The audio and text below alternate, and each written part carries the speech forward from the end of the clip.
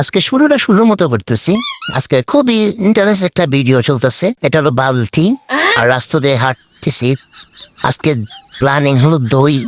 আপনারা মূলত মারা তো সবাই খেয়েছেন, কিন্তু বোরহানের রেসিপিটা সবাই খুবই কমই দেখছেন।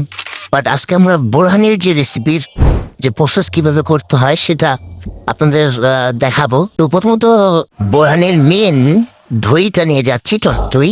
যেখানটা আনছি বলা যাবে না, কারণ সবাই এখানে হামলা দিবে। সেজন্য ইস্কাতে এটা হলো পুদিনা পাতা, তার সাথে আছে ধনিয়া পাতা, পুদিনা পাতা মিক্স করা আর কি। এটা হলো গুঁড়া, যেটা গুঁড়া করা হয়েছে ব্লেন্ডার দিয়ে।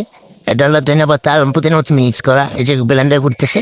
এটা হলো সরিষা, আর এটা হলো পাতিল দিয়ে হবে। এটা হলো টক দই। এটা দিয়ে মূলত এখন শিখবো। উপরে মার্কিন কাপড় দেওয়া আছে পাতিলের উপরে। আর এটা হলো মিক্স করা, ব্লেন্ডার করা ছিল আর কি। টক দই মিক্স করতেছি। এটা হলো পুদিনা পাতা, ধনিয়া পাতা, কাঁচা মরিচ মিক্স করা মশলা। তো সিক্রেট আছে, এর জন্য বলা যাবে না। সব কিছু যদি বলেই দিই তাহলে আমাদের টেকিং বিকেশ হয়তো ঘরে বানানোর চেষ্টা করবো বেশি।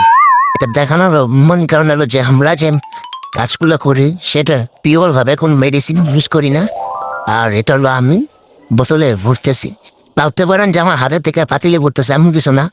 এটা মগ দিয়ে রাখছি, মগ আংটা দিয়ে ঢুকাচ্ছি আর কি।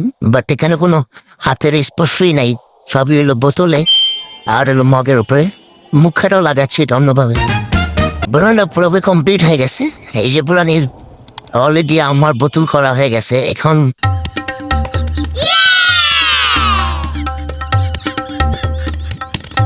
বোরানটা ফ্রিজে রাখতেছি, কারণ অলরেডি কমপ্লিট হয়ে গেছে।